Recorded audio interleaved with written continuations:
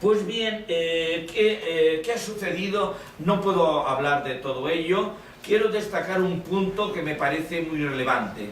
¿Por qué no somos griegos? Entre los muchos aspectos quisiera destacar uno solo, y es la tremenda especialización, hiperespecialización de los saberes. Me explicaré.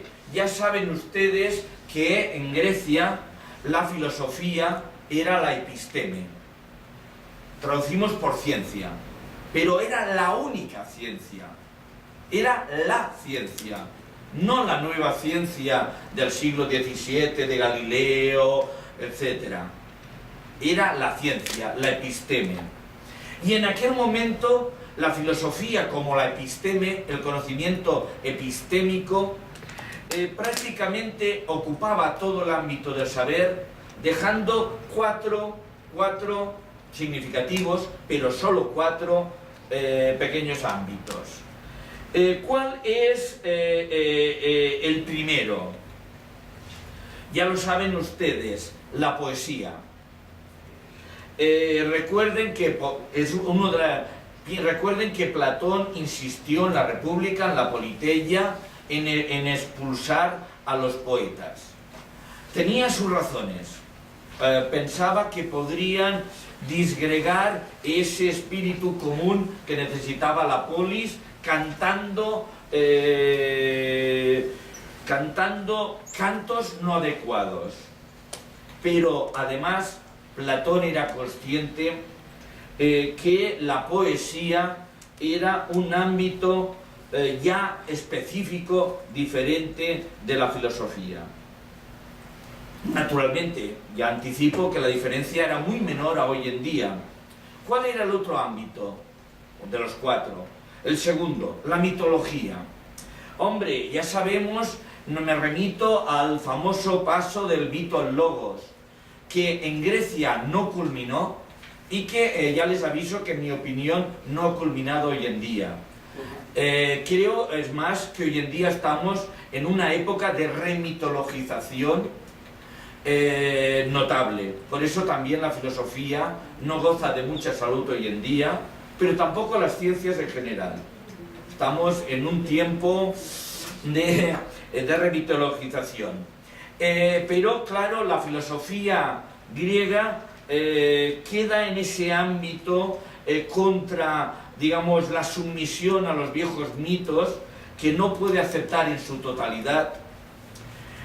Aunque estarán de acuerdo conmigo que en Grecia, la Grecia clásica, todavía la poesía estaba muy cerca de la filosofía.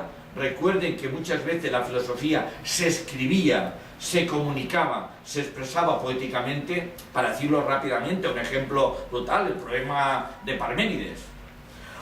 Y también mitológicamente, el ejemplo también es obvio. Platón, cuando tiene problemas explicativos, con teorías complicadas, con la metempsicosis, recurre a mitos. Sabe que hay mitos importantísimos en la obra de Platón que son imprescindibles para su obra. Pero sí que es verdad, por lo tanto la distinción era mínima, pero suficiente. Filosofía, en principio, no era poesía, no era solo mitología, aunque las podía utilizar.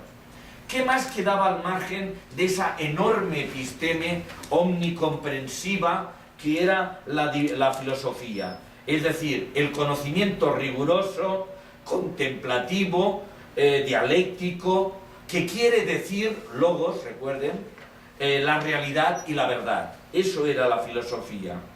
¿Qué quedaba? ¿Qué otras dos cosas quedaban excluidas? De una parte, la doxa. De hecho, para los griegos, la doxa propiamente no era un saber. Pero en un tiempo como el nuestro, en que la doxa parece ser el modelo de todo saber, y piensen ustedes la hegemonía que ejerce la doxa en los medios de comunicaciones de masas, o creo que estarán conmigo en muchos o en todos, para decir todos, los discursos de nuestros políticos, estarán de acuerdo en que no deja de ser sorprendente. Bueno, pues en Grecia ese era un saber que no era pleno saber, porque era parcial, concreto, porque fácilmente caía en la falsedad, porque era muy fácilmente engañoso, porque era incompleto, aunque podría ser eficaz en casos concretos. Y finalmente, ¿qué quedaba excluido? Lo que también para los griegos no era un saber y hoy se ha convertido en el saber dominante, el saber que nos domina. El saber pragmático, productivo, poético, el saber meramente instrumental, mecánico, técnico. Ya saben ustedes que para los griegos este saber solo era digno de los esclavos y lo veían como muy peligroso, tanto para la salud del alma como la del cuerpo. El ciudadano libre, ese que engendrará las ciencias liberales o los estudios liberales, que tienen una tradición enorme, y la abogacía, el derecho forma parte de una de estas profesiones liberales, tradicionalmente. Este era un saber del ciudadano. Y no tenía que ser algo pragmático, productivo, poético. Bien, todo lo demás, y me dirán, hombre, la filosofía siempre ha tenido un otro, pero hay que reconocer que en ese momento la filosofía era todo el saber epistémico y dejaba solo estos cuatro, los primeros reconocidos como saberes, los otros dos ni tan siquiera eso, pero, y en esa situación, pues esta conferencia sencillamente sería una conferencia sobre filosofía, un elogio de la filosofía, del amor al saber. ¿Qué sucede?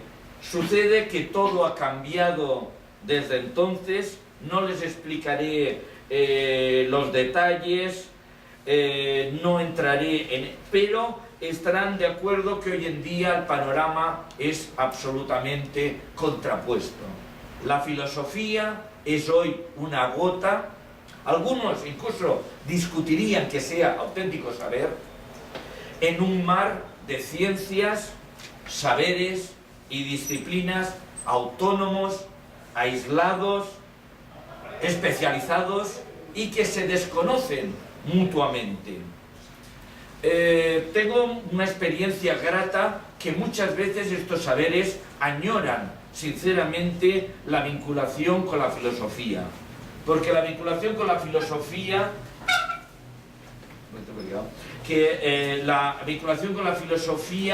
les da esa aspiración de penetrar en los problemas humanos en su complejidad, que la especialización académica muchas veces pone en cuestión.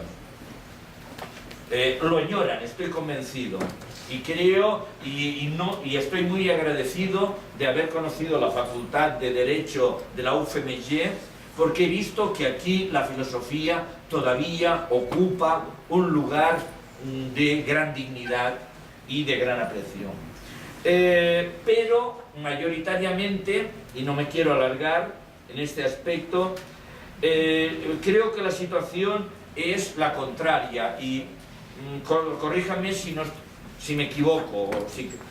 Más bien, la situación mayoritaria en las ciencias, en los distintos saberes y disciplinas, es que no tienen tiempo, no tienen posibilidades reales, a veces probablemente ni ganas, para dialogar profundamente con la filosofía.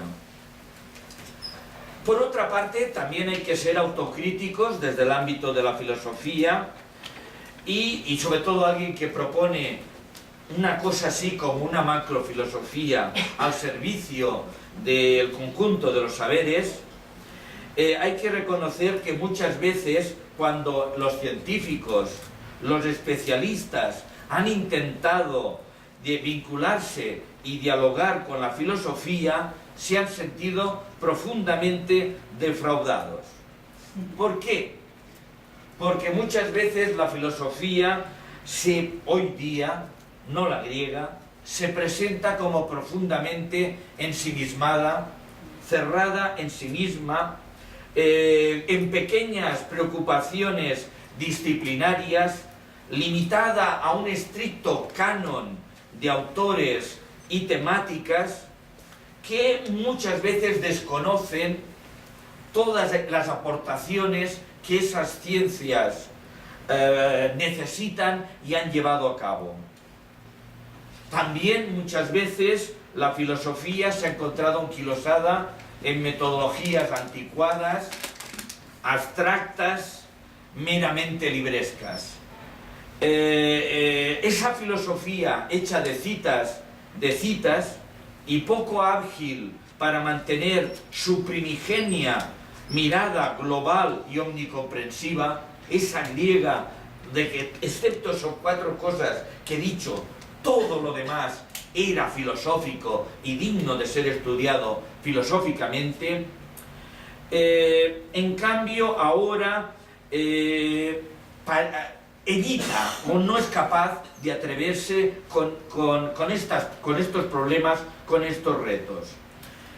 Y eso en una época como la actual, estarán de acuerdo conmigo, donde el diálogo interdisciplinar, pensemos ahora simplemente derecho y filosofía, es absolutamente imprescindible. Necesitamos perspectivas transversales, necesitamos del pensamiento comparativo, del otro, de lo otro, para intentar comprenderlo,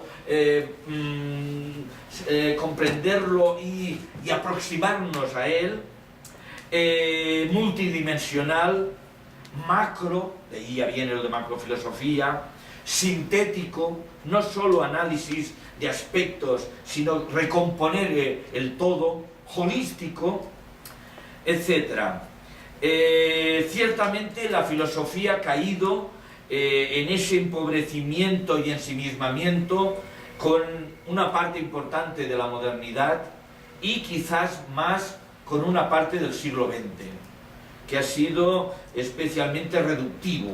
La obsesión del siglo XX ha sido la hiperespecialización.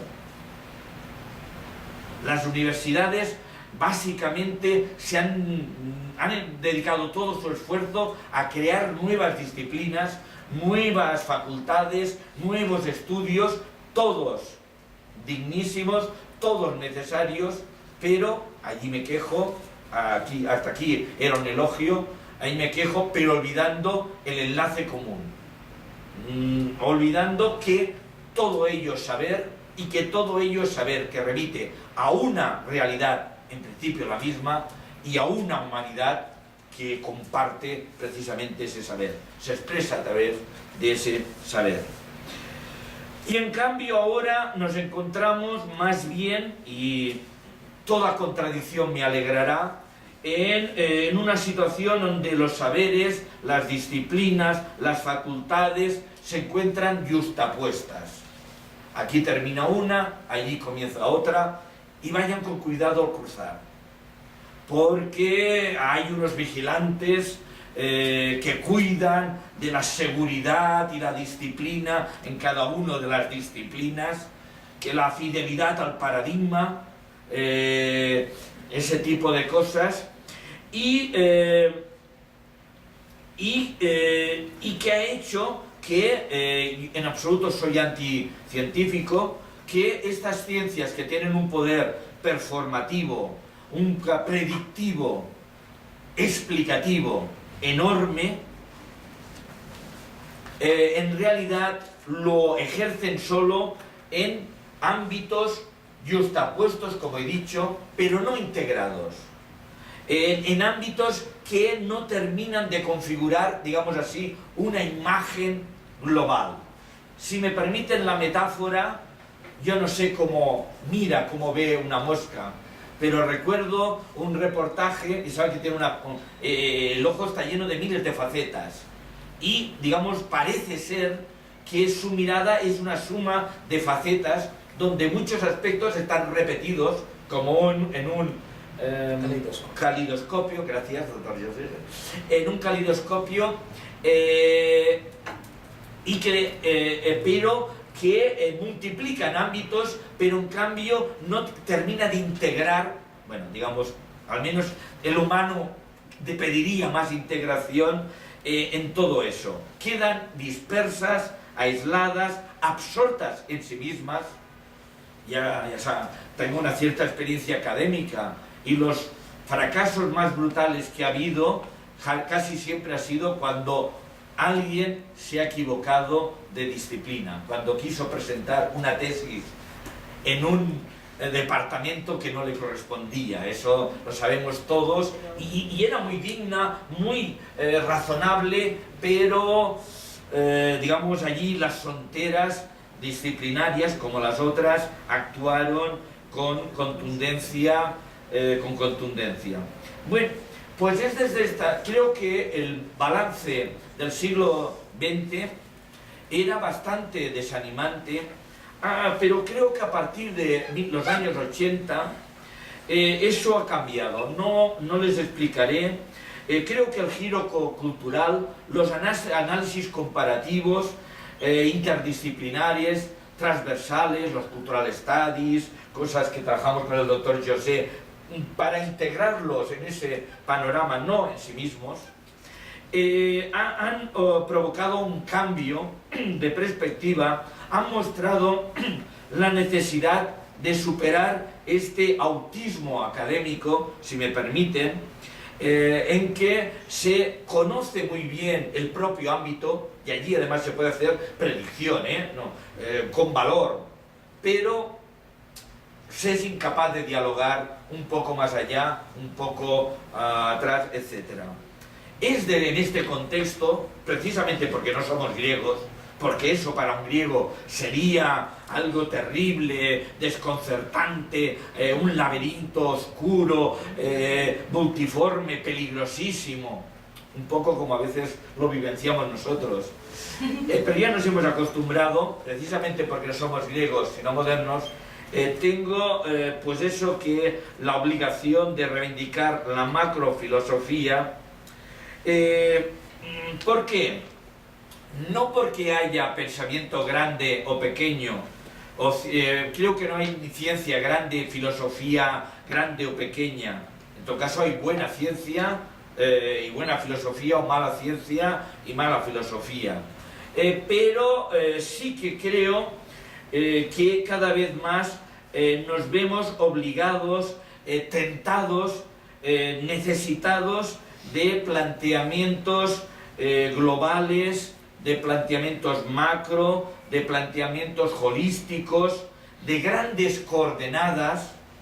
El siglo XIX ha sido un siglo, siglo XX y XIX también en gran parte, a partir de Hegel, allí esa necesidad de totalización fue desapareciendo lentamente.